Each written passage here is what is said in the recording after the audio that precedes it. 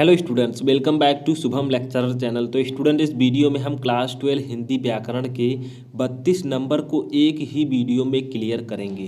तो स्टूडेंट, अगर आप क्लास 12 में हैं और आपको भी बोर्ड एग्जाम देना है तो इस वीडियो को लास्ट तक देखते रहें ताकि आपका एक भी topic hello student, class 12 Hindi के एक इंपॉर्टेंट वीडियो में आपका स्वागत है। तो स्टूडेंट, अगर आप भी क्लास 12 में हैं और बोर्ड एग्जाम देने की तैयारी कर रहे हैं तो इस वीडियो को लास्ट तक देखिए। इसका नाम है राष्ट्र का स्वरूप। इससे एक पैसेज को सॉल्व करेंगे। तो अगर इस पैसेज को आप सॉल्व कर लेते हैं तो आप लोग आसानी से किसी भी लेसन के किसी भी पैसेज को सॉल्व कर सकते हैं। तो स्टूडेंट, हो सके तो इस वीडियो को लाइक कर दीजिएगा और चलिए हम लोग वीडियो को शुरू करते हैं। तो देखिए स्टूडेंट, हमने एक यहाँ पर पैसेज लिया है, कुछ इस प्रकार का पैसेज होगा, ठीक है। इसके नीचे 5 क्वेश्चन दिए रहेंगे इसी पैसेज से रिलेटेड, जिसका आंसर अगर आप देंगे तो एक क्वेश्चन का 2-2 नंबर, तो 5 क्वेश्चन का 10 नंबर आपको मिलेगा, ठीक है। तो चलिए हम सॉल्व करते हैं आज। तो वो ट्रिक हम सीखेंगे जिससे आप किसी भी लेसन का पैसेज सॉल्व कर सकते हैं। तो देखिए पैसेज सबसे पहले हम पढ़ते हैं। मातृभूमि पर निवास करने वाले मनुष्य राष्ट्र का दूसरा अंग है। पृथ्वी हो और मनुष्य ना हो तो राष्ट्र की कल्पना असंभव है। पृथ्वी और जन दोनों के सम्मिलन से ही राष्ट्र का स्वरूप संपादित होता है। जन के कारण ही पृथ्वी मातृभूमि की संज्ञा प्राप्त करती है और पृथ्वी माता है और जन सच्चे अर्थों में पृथ्वी के पुत्र हैं, ठीक है। इतना आपको पैसेज दिया गया, किसी भी लेसन से अगर दिया जाए तो मैं बताता हूं आपको, ठीक है। सबसे पहला क्वेश्चन आपका यही होगा जो यहां पर देख रहे हैं आप। उपयुक्त गद्यांश के पाठ और लेखक का नाम लिखिए। अगर किसी भी चैप्टर से पूछा जाता है तो उसके पाठ और लेखक का नाम आपको पहले लिखना होगा, जिसके लिए आपको 2 नंबर मिलेगा। फिर उसके बाद इसी पैसेज जो ऊपर हमने पढ़ा इसी से रिलेटेड दूसरा क्वेश्चन रहेगा कि रेखांकित अंशों की व्याख्या कीजिए, 2 नंबर का। देखिए यहां पर आपको बहुत सारे बच्चे क्या करते हैं, इस पूरे पैसेज की व्याख्या लिख देते हैं, पर वो ऐसा आपको नहीं करना है। जो ये रेखाएं खींची गई हैं जिन शब्दों के नीचे वाक्य के, इन्हीं का आपको अर्थ बताना है, व्याख्या करना है। जैसे सिर्फ इतना का, पृथ्वी माता है और जो जन है सच्चे अर्थों में पृथ्वी के पुत्र हैं, इसी का आपको व्याख्या लिखना है, ठीक है। इसके लिए आपको 2 नंबर दिया जाएगा अगर आप इन रेखांकित अंशों की व्याख्या कर लेते हैं। तीसरा क्वेश्चन आपका इसी पैसेज से रिलेटेड होगा। जैसे यहां पर है कि राष्ट्र की कल्पना कब असंभव है। अभी मैं आपको सभी के आंसर बताऊंगा, बस आप देखते जाइए। राष्ट्र की कल्पना कब असंभव है, ठीक है। जो हमारा राष्ट्र है इसकी कल्पना कब असंभव मानी जाती है। चौथा बच्चों, पृथ्वी और जन दोनों मिलकर क्या बनाते हैं। पृथ्वी जो है और जन, जन का मतलब लोग, दोनों को मिलकर क्या बनाते हैं। जो इस धरती पर मनुष्य है वो और पृथ्वी दोनों मिलकर किसका निर्माण करते हैं। और 5वां क्वेश्चन हमारा है, पृथ्वी कब मातृभूमि की संज्ञा प्राप्त करती है। देखिए हमने आपको 5 क्वेश्चन बताया, जिसके लिए आपको अगर 5 करते हैं तो 2-2 नंबर हर एक क्वेश्चन का आपको मिलेगा, और 5 अगर आप करते हैं तो 10 नंबर मिलेगा। तो चलिए हम इस पैसेज को स्टेप बाय स्टेप सॉल्व करते हैं, एक एक क्वेश्चन के आंसर के साथ। तो चलिए स्टूडेंट स्टार्ट करते हैं। तो स्टूडेंट देखिए, अब हम सॉल्व करते हैं अपना प्रश्नोत्तर नंबर 3, यानी कि ये आपके बोर्ड एग्जाम में तीसरा क्वेश्चन होगा। तो आपको ऐसे लिखना होगा प्रश्नोत्तर 3, ठीक है। अब देखिए सबसे पहला आपका क्वेश्चन है, उपयुक्त गद्यांश के पाठ और लेखक का नाम लिखिए। जो ऊपर बच्चों लिया गया था, हम लोगों ने पैसेज लिया था, उसके लेखक का नाम और पाठ का नाम आपको लिखना है। तो देखिए हम इस प्रकार से भी लिख सकते हैं या फिर संदर्भ लिखकर भी लिख सकते हैं। संदर्भ में हम क्या लिखेंगे, प्रस्तुत गद्यांश हमारी पाठ्य पुस्तक हिंदी के राष्ट्र के स्वरूप नामक पाठ से लिया गया है और इसके लेखक जो है वो वासुदेव शरण अग्रवाल जी हैं, ठीक है। इतना आप लिख सकते हैं, या फिर डायरेक्टली आप उत्तर का लिखकर लिख सकते हैं। लेखक का नाम क्या लिखना है आपको, डॉक्टर वासुदेव शरण अग्रवाल इसके लेखक हैं, ठीक है। तो हम यहां पर लिख देते हैं डॉक्टर वासुदेव, ठीक है, शरण अग्रवाल। तो इसके लेखक का नाम हमने बच्चों लिख दिया। ऐसे आप भी लिख सकते हैं या फिर संदर्भ लिखकर भी आप लिख सकते हैं। अब देखिए बच्चों, पाठ का नाम क्या है। पाठ का हमारे नाम है राष्ट्र का स्वरूप। अब इतना अगर आप लिख देते हैं बच्चों तो इतने के लिए आपको 2 नंबर दे दिया जाएगा एग्जामिनर के द्वारा। तो देखिए बच्चों, इसी प्रकार से आपको लिखना है या फिर आप संदर्भ लिखकर भी लिख सकते हैं, आपको नंबर मिल जाएगा। तो देखिए लेखक का नाम डॉक्टर वासुदेव शरण अग्रवाल और पाठ का नाम राष्ट्र का स्वरूप। तो देखिए पहला क्वेश्चन हमने 2 नंबर कंप्लीट कर लिया, बचे आपके 8 नंबर। तो दूसरा क्वेश्चन हमारा रेखांकित अंश की व्याख्या कीजिए। बच्चों जो आपके पैसेज में रेखांकित अंश था, या देखिए ये देखिए, पृथ्वी माता है और जन सच्चे अर्थों में पृथ्वी के पुत्र हैं। तो इसकी व्याख्या हमें किस प्रकार से लिखनी है, देखिए यहां पर समझिए मैंने किस प्रकार से इसे लिखा है। देखिए यहां पर आपको थोड़ा सा लिखना है कि लेखक के अनुसार, या फिर लेखक कहता है कि किसी भी राष्ट्र का अस्तित्व एवं विकास तभी संभव है जब वहां के निवासी अपने राष्ट्र की पृथ्वी अथवा भूमि को अपनी माता के समान माने। देखिए कुछ बढ़ा चढ़ाकर यहां पर लिख दिया गया है, और जो आपका क्वेश्चन में लिखा था वो देखिए क्या लिखा था यहां पर। पृथ्वी माता है और जन सच्चे अर्थों में पृथ्वी के पुत्र हैं। ठीक है, तो इसी प्रकार से आप यहां पर भी लिख सकते हैं। तो यहां पर देखिए स्टूडेंट कुछ बदल कर लिख दिया गया है, उसी अर्थ एक ही है लेकिन थोड़ा सा अलग लिखा गया। लेखक के अनुसार किसी भी राष्ट्र का अस्तित्व एवं विकास तभी संभव है जब वहां के निवासी अपने राष्ट्र की पृथ्वी अथवा भूमि को अपनी माता के समान माने और स्वयं को उसका सच्चे अर्थों में पुत्र। यही उसमें भी तो लिखा था कि पृथ्वी हमारी माता है और जन उसके सच्चे अर्थों में उनके पुत्र हैं। ठीक है, तो आपको थोड़ा विस्तार में लिखना है ताकि व्याख्या की तरह लगे और आपको एग्जामिनर 2 नंबर दे। तो देखिए आगे, भूमि के प्रति माता और पुत्र का भाव ही राष्ट्र के प्रत्येक जन को अपने राष्ट्र की प्रगति के लिए प्रेरित करता है। अब आप थोड़ा सा अपनी तरफ से अच्छे से लिख दीजिए कि थोड़ा सा और अच्छा लगे। ठीक है, और उसी पैसेज से रिलेटेड होना चाहिए। जैसे देखिए, भूमि पृथ्वी इस पैसेज में है राष्ट्र के स्वरूप में, तो भूमि के प्रति माता और पुत्र का भाव जो है ही राष्ट्र के प्रत्येक जन को अपने राष्ट्र की प्रगति के लिए प्रेरित कर सकता है। तो इसका सीधा सीधा मतलब है बच्चों कि जो पृथ्वी है वो लोगों की यानी कि जन की, मनुष्यों की माता के समान समझना चाहिए मनुष्यों को। किसको? पृथ्वी को। ठीक है, तो इतना आपको लिखना है जिसके लिए आपको 2 नंबर दिया जाएगा। रेखांकित अंशों की व्याख्या अगर आप अच्छे से लिख देते हैं तो। अब देखिए हमारा तीसरा क्वेश्चन यहां पर आता है, इसको समझते हैं। तीसरा क्वेश्चन हमारा बच्चों, राष्ट्र की कल्पना कब असंभव है। अब इसको हम लोग लिखते हैं, राष्ट्र की कल्पना कब असंभव है। ठीक है, तो इसका आंसर स्टूडेंट हम यहां पर लिख देते हैं तीसरे का, यदि केवल, इसका आंसर है आप लोग ऐसे लिख सकते हैं, यदि केवल पृथ्वी हो। ठीक है, यदि केवल पृथ्वी हो और उस पृथ्वी, आप लोग ऐसे लिखिएगा, ठीक है, थोड़ा अच्छा लगे, उस पृथ्वी पर कोई भी जन ना हो, कोई भी जन ना हो। अब जन का मतलब तो आप लोग जानते होंगे, मनुष्य। ठीक है, जन ना हो तो राष्ट्र की कल्पना असंभव है। तो राष्ट्र की कल्पना असंभव है। तो यानी कि अब आप भी लिख सकते हैं बच्चों कि राष्ट्र की कल्पना कब असंभव है।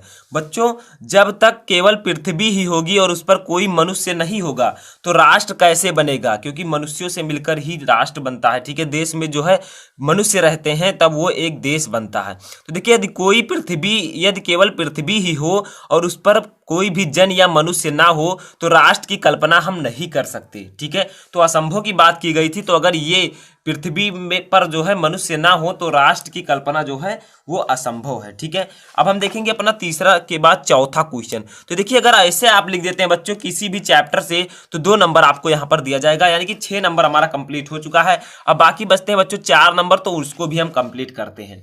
तो देखिए, हमारा चौथा क्वेश्चन हमारा है, पृथ्वी और जन दोनों मिलकर क्या बनाते हैं। यानी कि जो पृथ्वी है और जन का मतलब मनुष्य जो है पृथ्वी पर, वो दोनों मिलकर क्या बनाते हैं। तो वो दोनों मिलकर क्या बनाते हैं स्टूडेंट, इसका भी हम उत्तर लिख देते हैं। तो ठीक है, पृथ्वी और जन यानी कि मनुष्य, ठीक है, दोनों मिलकर, ठीक है, राष्ट्र के स्वरूप का निर्माण करते हैं। जो हमारे लेसन का नाम है उसी का ये सब मिलकर निर्माण करते हैं, राष्ट्र के स्वरूप का निर्माण करते हैं। तो स्टूडेंट आप हमसे भी अच्छा लिखने की कोशिश कीजिएगा। ठीक है, क्योंकि आपको बोर्ड एग्जाम देना है तो आप हमसे भी बेहतर लिख सकते हैं। तो देखिए, चौथा क्या है बच्चों कि पृथ्वी और जन दोनों मिलकर किसका निर्माण करते हैं, क्वेश्चन हमारा था। तो पृथ्वी और जन दोनों मिलकर हमारे राष्ट्र के स्वरूप का निर्माण करते हैं। जब तक पृथ्वी पर मनुष्य नहीं होंगे तब तक राष्ट्र का निर्माण नहीं हो सकता। ठीक है, था चौथा क्वेश्चन बच्चों। इसके लिए भी आपको 2 नंबर दिया जाएगा, यानी कि 8 नंबर हमारा क्लियर हो चुका है। और ऐसे ही हमें क्वेश्चन का आंसर लिखना है। देखिए, हमारा 5वां क्वेश्चन क्या बच्चों, और आपको क्वेश्चन बिल्कुल भी नहीं उतारना है जो ऊपर मैंने पैसेज में बताया था, केवल आपको आंसर ही लिखना है। ठीक है, क्योंकि इतना टाइम आपके पास नहीं होता है। अब देखिए, हमारा 5वां क्वेश्चन क्या है बच्चों, यहां पर देखिए, पृथ्वी कब मातृभूमि की संज्ञा प्राप्त करती है। यानी कि 5वां क्वेश्चन दिया गया है बच्चों 2 नंबर के लिए, पृथ्वी कब मातृभूमि की संज्ञा प्राप्त करती है। तो इसका भी आंसर हम लिखते हैं यहां पर, पृथ्वी, ठीक है, मातृभूमि। तो आप लोग इसे नोट भी कर सकते हैं, बहुत ही ज्यादा इंपॉर्टेंट है। ठीक है, मातृभूमि की संज्ञा का मतलब जब मातृभूमि, पृथ्वी को मातृभूमि कब कहा जाता है, ठीक है। संज्ञा प्राप्त, मातृभूमि, पृथ्वी जो है मातृभूमि की संज्ञा तब प्राप्त करती है, तब प्राप्त करती है जब, ठीक है, उस पृथ्वी, तो आप लोग ऐसे नोट कर लीजिएगा, इंपॉर्टेंट है, उस पृथ्वी पर जन का भी निवास होता है, ठीक है। तो इस प्रकार से आप लोग पैसेज से ढूंढकर आपको लिखना है। केवल ऊपर का जो स्टूडेंट 2 क्वेश्चन है रेखांकित अंश की व्याख्या, वो पैसेज से ही रिलेटेड है, और जो पहला क्वेश्चन आपका था संदर्भ लिखने का, वो पैसेज से रिलेटेड था और लेसन के नाम से, ठीक है। तो देखिए पूछा गया था आपसे कि पृथ्वी कब मातृभूमि की संज्ञा प्राप्त करती है, तो पृथ्वी बच्चों तभी मातृभूमि की संज्ञा प्राप्त करेगी जब उस पृथ्वी पर जो है जन का भी निवास होता है, यानी कि मनुष्यों का निवास होगा। तो देखिए पृथ्वी मातृभूमि की संज्ञा तब प्राप्त करती है जब उस पृथ्वी पर जन का भी निवास हो। तो इसका अर्थ यह है स्टूडेंट कि अगर पृथ्वी पर मनुष्य होंगे तभी पृथ्वी को मातृभूमि की संज्ञा दी जाएगी, ठीक है। तो क्वेश्चन आपका यह भी क्लियर हो चुका है कि पृथ्वी कब मातृभूमि की संज्ञा प्राप्त करती है, जब पृथ्वी पर मनुष्यों का निवास हो। तो स्टूडेंट इस प्रकार से आप किसी भी पैसेज को हिंदी में सॉल्व कर सकते हैं, जिस प्रकार से मैंने आपको एक पैसेज सॉल्व कर बताया है जो कि 10 नंबर। तो स्टूडेंट हिंदी संस्कृत में महत्वपूर्ण श्लोक या पद्यांश दोनों एक ही है स्टूडेंट, ये पूछा जाता है जो कि 7 नंबर का पूछा जाता है। तो स्टूडेंट इससे पहले मैंने एक वीडियो में आपको बताया है, ठीक है, इंपॉर्टेंट जो श्लोक है उसको मैंने सॉल्व कराया है। तो स्टूडेंट आज के इस वीडियो में हम एक और इंपॉर्टेंट श्लोक को सॉल्व करेंगे जो कि दूसरे लेसन का है, यानी कि फर्स्ट लेसन का ये श्लोक है। तो चलिए स्टूडेंट देखते हैं कि ऐसे अगर आपकी बोर्ड एग्जाम में श्लोक पूछे जाएंगे तो आपको स्टेप बाय स्टेप क्या करना है, किस प्रकार से कॉपी में लिखना है, ठीक है। तो इस वीडियो को लास्ट तक देखते रहें। अगर वीडियो पसंद आता है तो वीडियो को लाइक कर दीजिएगा। तो स्टूडेंट सबसे पहले आपको करना क्या है, यहां पर आपको बोर्ड एग्जाम में डालना होगा प्रश्नोत्तर, ठीक है, प्रश्नोत्तर 8। मान लीजिए ये 8 का खा, 8वां का खा स्टूडेंट ये पूछा जाता है आपके बोर्ड एग्जाम में, तो आपको ऐसे ही हेडिंग को डालना है। बोर्ड एग्जाम में स्टेप बाय स्टेप मैं बता रहा हूं, आपको ऐसे ही जाकर वहां पर लिखना है, ठीक है। प्रश्नोत्तर नंबर 8 का खा है ये, तो आप लोग 8 का खा डाल दीजिए। अब देखिए बच्चों आपसे पूछा क्या जाएगा कि इस श्लोक का आपको संदर्भ सहित व्याख्या करना होगा, यानी कि अनुवाद करना होगा, ठीक है। तो हम संदर्भ सबसे पहले लिखेंगे जो कि आपके बोर्ड एग्जाम में पूछा जाता है।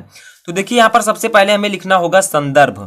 तो संदर्भ कैसे लिखते हैं इसको मैंने ऑलरेडी आपको बता दिया है, अगर आपको नहीं पता है तो आप लोग जाकर देख सकते हैं या फिर मैं यहाँ पर भी आपको बताऊंगा। तो देखिए स्टूडेंट संदर्भ में आपको क्या लिखना होता है, प्रस्तुत पद्यांश। जो ये श्लोक है स्टूडेंट इसको हम पद्यांश भी कह सकते हैं या फिर आप श्लोक कहिए, ठीक है। तो प्रस्तुत पद्यांश हमारी पाठ्य पुस्तक, हमारी पाठ्य पुस्तक, ठीक है, आपको ऐसे बिल्कुल लिखना है कि अब ब्लैक पेन से आपको यहाँ पर लिखना है स्टूडेंट संस्कृत भाग, यानी कि ये संस्कृत से लिया गया है तो आप लोग लिख सकते हैं संस्कृत भाग, ठीक है, इसको ब्लैक पेन से लिखा गया है।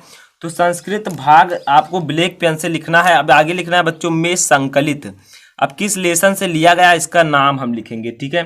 तो संकलित, और इस लेसन का जो नाम है स्टूडेंट वो है भोजस्योदार्यम। तो आप लोग लिख दीजिए यहाँ पर भोजस्योदार्यम, ठीक है। तो ये लेसन का नाम है स्टूडेंट, तो आप लोग नाम लिखिएगा जो लेसन आपके बोर्ड एग्जाम में पूछा जाता है, जिस लेसन का आप लोग उसका नाम लिखिएगा, ठीक है। तो भोजस्योदार्यम नामक पाठ से अवतरित है या फिर लिया गया है, ठीक है। तो आप लोग कुछ भी लिख सकते हैं यहाँ पर। तो इस प्रकार से आप लोगों को संदर्भ लिखना है। इसमें लेखक का नाम नहीं दिया रहता है, जो हिंदी में आपको लेखक का नाम भी देखने को मिलेगा, लेकिन संस्कृत में आपको सिर्फ संदर्भ में लेसन का नाम लिखना होता है, ठीक है। तो आप लोग लिख सकते हैं प्रस्तुत पद्यांश हमारी पाठ्य पुस्तक या प्रस्तुत श्लोक हमारी पाठ्य पुस्तक के संस्कृत भाग में संकलित भोजस्योदार्यम नामक पाठ से अवतरित है, ठीक है। तो इस प्रकार से आप संदर्भ लिखिएगा संस्कृत में। तो आगे बढ़ते हैं बच्चों, हम लोग देखते हैं इसका अनुवाद कैसे करेंगे, ठीक है। तो इसकी व्याख्या हमें किस प्रकार से लिखनी है। तो देखिए क्या है स्टूडेंट, बिरल बिरला स्थूल तारा कलालु सज्जनः मन इव मुने सर्वत्रयो प्रसन्न भून्नभः अप्सरित चा ध्वांतम चित्ता सतमिव दुर्जनः एंड ब्रजति चा निशा क्षिप्रम लक्ष्मीनुद्यामिनाऊ। ठीक है, तो इस प्रकार से आप लोग सबसे पहले इसको पढ़िएगा, ये सीखिएगा कि किस लेसन से लिया गया है। यहाँ पर तो मैंने लिख दिया है, ठीक है, लेकिन आपको वहाँ पर पहचानना होगा। तो देखिए हम इसका व्याख्या कैसे लिखेंगे। तो व्याख्या हमने लिखा है, अभी मैं आपको बताऊंगा, तो पहले समझ लीजिए कि बिरल बिरला स्थूल तारा कलालु सज्जना, यानी कि जिस प्रकार से कलयुग में सज्जन पुरुष, ठीक है, कम हो गए हैं, उसी प्रकार से इस आकाश में बड़े तारे समाप्त हो गए हैं। ठीक है, तो इस प्रकार से आप इसका व्याख्या लिख सकते हैं। अब आगे देखिए, मन यु मुने सर्वत्रयो प्रसन्न मुनभा। ठीक है, तो मुनियों के समान जो मन है बच्चों वो सर्वत्र निर्मल हो गया है। अब आगे देखिए, अपचरित चा ध्वांतम चित्तास्मम दुर्जना। आगे है स्टूडेंट कि आपका जो सज्जनों के चित्त से दुर्जनों के समान जो है मन उसका दूर हो गया है। ठीक है, अब आगे देखिए बच्चों, ब्रजत चा निशा क्षिप्रम लक्ष्मी नुद्यामिनौ। इसका अर्थ होगा स्टूडेंट, और जो रात्रि है, निशा, निशा का मतलब होता है बच्चों रात्रि। ठीक है, जो रात्रि है वो उद्योग रहित व्यक्ति की समृद्धि के समान शीघ्र समाप्त होती जा रही है। तो इस प्रकार से आप इसके व्याख्या को लिख सकते हैं, और यहाँ पर मैंने इसके व्याख्या लिखा है, आप लोग इसको नोट भी कर सकते हैं। ठीक है, इसके स्क्रीनशॉट भी आप ले सकते हैं। तो देखिए क्या है बच्चों, बड़े तारे कलयुग में सज्जनों के समान दूर बहुत कम दिखाई देते हैं, यानी कि बहुत कम हो गए हैं। मुनियों के मन के सदृश आकाश सर्वत्र निर्मल हो गया है। अंधकार सज्जनों के चित्त से दुर्जनों के समान दूर हो गया है, और रात्रि उद्योग रहित व्यक्ति की समृद्धि के समान शीघ्र समाप्त होती जा रही है। यानी कि उद्योग ना करके कोई कमाने के बजाय जो धन इकट्ठा बच्चों उसी को जो खर्च करता है, उसी प्रकार से रात्रि उसकी जो है स्टूडेंट समाप्त हो जाती है, समृद्धि उसका विकास रुक जाता है। उसी प्रकार रात्रि भी उद्योग रहित व्यक्ति की समृद्धि के समान समाप्त होती जा रही है। तो इस प्रकार से आप किसी भी श्लोक का संदर्भ या व्याख्या लिख सकते हैं, जिस प्रकार मैंने बताया। श्लोक आपको जो संदर्भ है इसका सभी में सभी लेसन, किसी भी लेसन से पूछा जाए तो आप ऐसे लिखिएगा, बस लेसन का नाम चेंज कर दीजिएगा और अनुवाद आप जिस लेसन से पूछा जाता है उसी का कीजिएगा। ठीक है, तो स्टूडेंट आई होप कि आपको ये वीडियो पसंद आया होगा। तो अगर वीडियो पसंद आया हो तो वीडियो को लाइक कर दीजिए, चैनल पर नए हैं तो चैनल को सब्सक्राइब कर लीजिए। जैसे फर्स्ट है मुहावरे और लोकोक्तियाँ, दूसरा है संधि विच्छेद, तीसरा है विभक्ति और वचन, चौथा शब्द युग्म, पांचवा शब्द अर्थ, छठवां अनेक शब्दों के लिए एक शब्द, और सातवां है वाक्य संशोधन। तो कई स्टूडेंट्स ऐसे हैं जो इन सब के बारे में नहीं जानते हैं कि इसमें हमें क्या लिखना होता है, किस प्रकार से हमें इसका आंसर देना होता है। तो इस वीडियो को लास्ट तक देखते रहिए, जो जानते हैं उनको भी देखना बहुत ही ज़रूरी है, क्योंकि जिन एग्जाम्पल्स को मैंने लिया है क्वेश्चन को, वो आपके बोर्ड एग्जाम के लिए बहुत ही इंपॉर्टेंट हैं। और बात किया जाए, ये 7 टॉपिक जो हैं आपके बोर्ड एग्जाम में 15 नंबर के पूछे जाते हैं। तो इस वीडियो को लास्ट तक देखते रहें, इसमें आपको ये भी पता चल जाएगा कि ये सब हैं क्या और इसमें पूछा क्या जाता है। तो सबसे पहले हम शुरुआत करेंगे अपने फर्स्ट टॉपिक से, जो कि है मुहावरे और लोकोक्तियाँ। इससे पहले मैं एक रिक्वेस्ट करना चाहूँगा कि आपने वीडियो को लाइक नहीं किया तो वीडियो को लाइक कर दें और चैनल को सब्सक्राइब कर लें, ताकि इस प्रकार के इंपॉर्टेंट वीडियो आपसे मिस ना हो। तो देखिए फर्स्ट टॉपिक है मुहावरे और लोकोक्तियाँ। ठीक है, तो कुछ इस प्रकार का जो है पूछा जाता है क्वेश्चन। तो देखिए फर्स्ट क्वेश्चन आपका जैसे है मुहावरे और लोकोक्तियों में, ईद का चांद होना, ऐसे आपके बोर्ड एग्जाम में लिखा रहेगा। ठीक है, अब ईद का चांद होना, तो सबसे पहले आपको ये चिन्ह लगाकर इसके आगे लिखना है इसका अर्थ। तो इसका अर्थ होगा अधिक दिनों बाद दिखाई देना। ठीक है, अधिक दिनों बाद दिखाई देना। ठीक है, ईद का चांद होना, ये आपके बोर्ड एग्जाम में इस प्रकार से दिया रहेगा। आपको पहले क्वेश्चन को ऐसे लिखना है, उसके बाद उसका अर्थ लिखना है और नीचे हेडिंग डालना है वाक्य प्रयोग। ठीक है, वाक्य प्रयोग,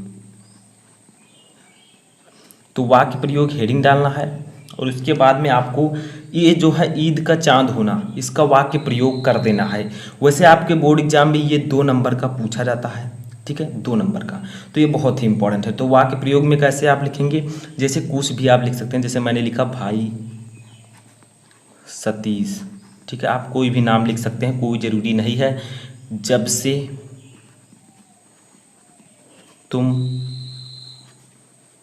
डॉक्टर, ठीक है, डॉक्टर बने हो, ईद का चांद हो गए हो। ठीक है, ईद का चांद हो गए हो। ठीक है। इसमें इम्पोर्टेंस क्या है, सबसे पहले आपको समझना है कि जो क्वेश्चन दिया रहेगा उसका हमें अर्थ लिखना होगा। जैसे ईद का चांद होना, इसका अर्थ होगा बहुत अधिक दिनों बाद दिखाई देना। ठीक है। वाक्य प्रयोग में आपको जो ये क्वेश्चन दिया रहेगा ये आना चाहिए। जैसे मैंने यहाँ पर लिखा है ईद का चांद होना, ठीक है, वैसे ये वाक्य प्रयोग में आना चाहिए, बस आपका वाक्य प्रयोग सही होगा। जैसे मैंने लिखा भाई सतीश जब से तुम डॉक्टर बने हो ईद का चांद हो गए हो। सतीश के स्थान पर आप महेश, रमेश, सुरेश कुछ भी लिख सकते हैं। ठीक है, समझ में आया। ऐसे ही दूसरा हम देख लेते हैं, क्योंकि 2 पूछे जाते हैं, 2 का आंसर आपको देना होता है। आपके पास ऑप्शंस भी रहते हैं, 2 के अलावा 4 रहते हैं। ठीक है, 2 करना होता है आपको। देखिए इसको कैसे लिखेंगे। ठीक है, तो देखिए जैसे है आपका घाव पर नमक छिड़कना। ठीक है, इसका अर्थ क्या होगा सोचिए। तो देखिए इसका अर्थ होगा दुखी को और दुखी करना। ठीक है, मतलब घाव पर किसी ने नमक छिड़क दिया, इसका मतलब होगा दुखी को और दुखी करना।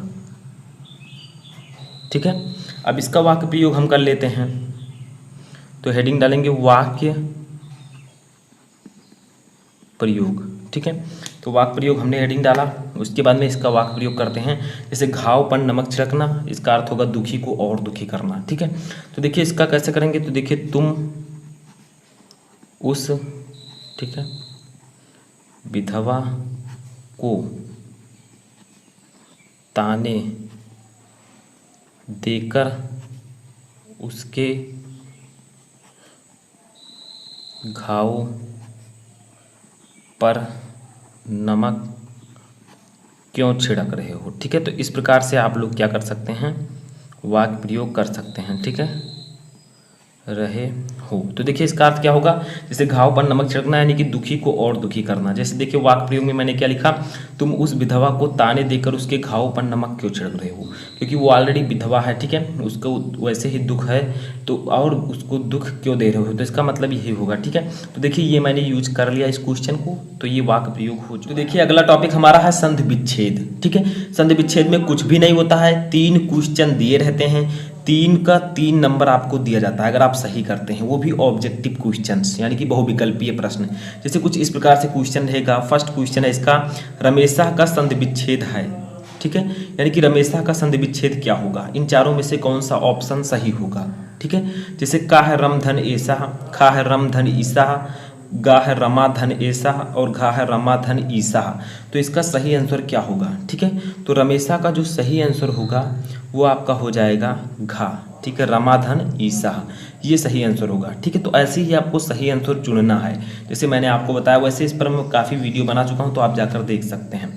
सेकंड देखिए क्या है, इत्यादि का संधि विच्छेद है, इन चारों में से कौन सा सही है। का है इत धन आदि, खा है इत्य धन आदि और गा है इत धन आदि और घा है इति धन आदि। तो इसका जो सही आंसर होगा वो होगा का। ठीक है, इति धन आदि। तो इस प्रकार से आपको आंसर देना होगा। 3 क्वेश्चन रहेगा, तीनों का आपको आंसर देना है, जिसके लिए 3 नंबर आपको मिलेगा। तीसरा क्वेश्चन हम देख लेते हैं इसका, यद्यपि का संधि विच्छेद है। का है यद धन अपि, खा है या धन दपि और गा है यद्या धन अपि और घा है यदि धन अपि। तो इसका जो सही आंसर होगा वो हो जाएगा यदि धन अपि। ठीक है, तो ये 3 क्वेश्चन थे, तीनों का मैंने आपको आंसर दिया। इसी प्रकार से आपको भी आंसर देना होगा। हमारा अगला टॉपिक आता है, तो देखिए हमारा अगला टॉपिक है विभक्ति और वचन। यानी कि आपको इस प्रकार से क्वेश्चन दिया रहेगा, आत्मनों में विभक्ति और वचन है, यानी कि कौन सा विभक्ति है और कौन सा वचन है। आपके पास ऑप्शन दिए रहेंगे, उसमें से सही ऑप्शन चुनना होगा। ठीक है, यही होता है विभक्ति और वचन, जिसके लिए 2 मार्क यानी कि 2 नंबर मिलते हैं। फर्स्ट देखिए क्वेश्चन है, आत्मनों में विभक्ति और वचन है। का है द्वितीय विभक्ति द्विवचन, खा है चतुर्थी विभक्ति एकवचन और गा है षष्ठी विभक्ति द्विवचन और घा है पंचमी विभक्ति एकवचन। तो इसका जो राइट आंसर होगा वो आपका हो जाएगा का। ठीक है, यानी कि द्वितीय विभक्ति द्विवचन। ठीक है, आत्मनों में जो है द्वितीय विभक्ति द्विवचन है। ठीक है, अगला क्वेश्चन हमारा है दूसरा, नामभ्यः में विभक्ति और वचन है। यानी कि नामभ्यः में कौन सी विभक्ति है कौन सा वचन। का है द्वितीय विभक्ति बहुवचन, खा है चतुर्थी विभक्ति बहुवचन, गा है तृतीया विभक्ति द्विवचन और घा है पंचमी विभक्ति एकवचन। तो नामभ्या का जो सही आंसर होगा वो आपका हो जाएगा चतुर्थी विभक्ति बहुवचन। ठीक है, तो ये इसका राइट आंसर हो जाएगा। समझ में आया, नामभ्या। तो ये था आपका विभक्ति और वचन जो कि 2 मार्क का पूछा जाता है और 2 नंबर आपको मिलते हैं। अगला क्वेश्चन हमारा आता है शब्द युग्म। ठीक है, अगला टॉपिक शब्द युग्म में क्या होता है, कुछ इस प्रकार से क्वेश्चन दिया रहता है। जैसे फर्स्ट दिया है अभिराम और अविराम, इसका अर्थ क्या होगा। ठीक है, तो अभिराम जो है इसका अर्थ आपको पहले देखना है, अविराम का अर्थ बाद में।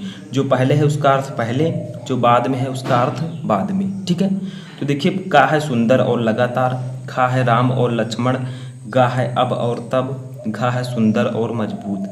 तो अभिराम और अविराम का मतलब होगा सुंदर और लगातार, यानी कि अभिराम का मतलब होगा सुंदर और अविराम का मतलब होगा लगातार। ठीक है, आपको एक साइड से जो है देखना है।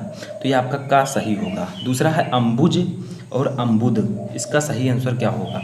तो का है कमल और बादल, खा है जल और कमल, गा है बादल और समुद्र और घा है समुद्र और कमल। तो अम्बुज का अर्थ होता है कमल और अम्बुद का अर्थ होता है बादल, यानी कि इसका राइट आंसर होगा का। ठीक है, तो अम्बुज और अम्बुद का सही अर्थ होगा कमल और बादल। ठीक है, तो ये आपका जो था शब्द युग्म जो कि 2 नंबर का पूछा जाता है और दोनों क्वेश्चन आपको करने होते हैं। इसके बाद में हमारा अगला टॉपिक है शब्द अर्थ। शब्द अर्थ का मतलब जैसे आप पर्यायवाची शब्द लिखते थे वैसे ही। ठीक है, जैसे शब्द अर्थ में कर, कर का और क्या हो सकता है पर्यायवाची। ठीक है, तो जैसे इसका अर्थ होगा आप कर का जो है हाथ भी लिख सकते हैं, उसके बाद में टैक्स भी लिख सकते हैं। ठीक है, और किरण, ये तीनों जो है आप इसके पर्यायवाची लिख सकते हैं, यानी कि हाथ को आप कर लिख सकते हैं। ठीक है, शब्द अर्थ का मतलब जैसे आप पर्यायवाची शब्द लिखते थे, जैसे कमल का अम्बुज। ठीक है, उसी प्रकार से देखिए दूसरा हमारा है कनक। ठीक है, 2 दिए रहेंगे, दोनों को आपको लिखना होगा 2 नंबर का। देखिए दूसरा है कनक। कनक का मतलब और क्या आप लिख सकते हैं, तो हम कनक को लिख सकते हैं सोना। ठीक है, और धतूरा। एक और बता देता हूँ जो कि है गेहूं का